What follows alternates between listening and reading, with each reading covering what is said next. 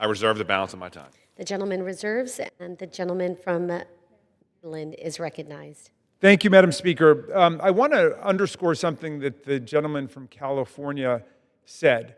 The whole weight of this bill is on people who are not the hardened criminals. Obviously, we're going to be prosecuting rapists for rape and murderers for murder and so on.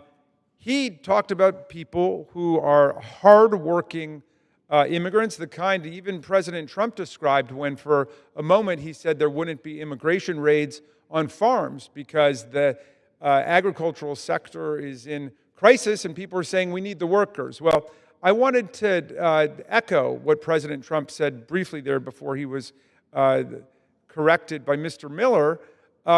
I was just up in upstate New York in Adirondacks in the 21st Congressional District. I represented by Ms. Stefanik. And I met a bunch of dairy farmers there. Told me it was impossible for them to find workers to work the farms. And with the additional crackdown on migrant labor, it's pretty much impossible for them to get the workers they need. So what's the economic result of that? Well, they take the citizen laborers they've got and they do mandatory overtime. So they're working an additional 15, 20, 30 hours a week. Then they've got to pay them time and a half under the Federal Labor Standards Act. So the prices go up now because they're not able to find enough workers to satisfy the demand.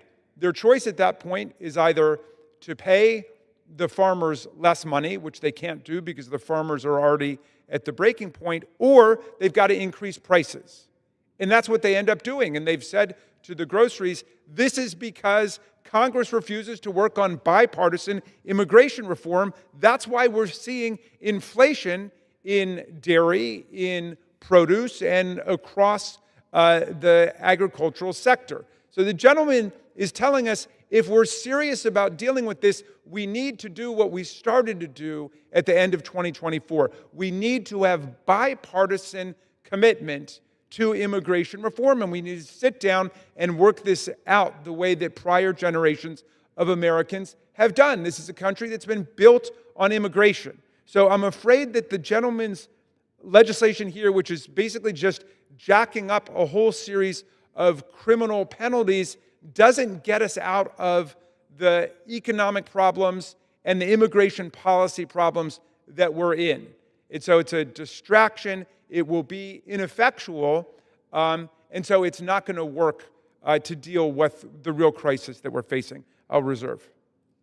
The gentleman reserves, and the gentleman from North Carolina is recognized. Just briefly, Madam Speaker, before I recognize my friend from Utah, I will say that the colleague from my friend from Maryland mentioned robbery and rape and murder. This bill's goal is to apprehend dangerous criminals before they rob, rape, or murder Americans. And secondly, and most importantly, referencing a farm worker, if they're here illegally and they do not commit a felony, this bill does not touch them. The only standard that this bill has, do not come back into the country a second time illegally and do not get convicted of a felony. How low do you think of the farm workers that they cannot meet that standard? With that, I will yield 2 minutes to my colleague from Utah. The gentleman is recognized.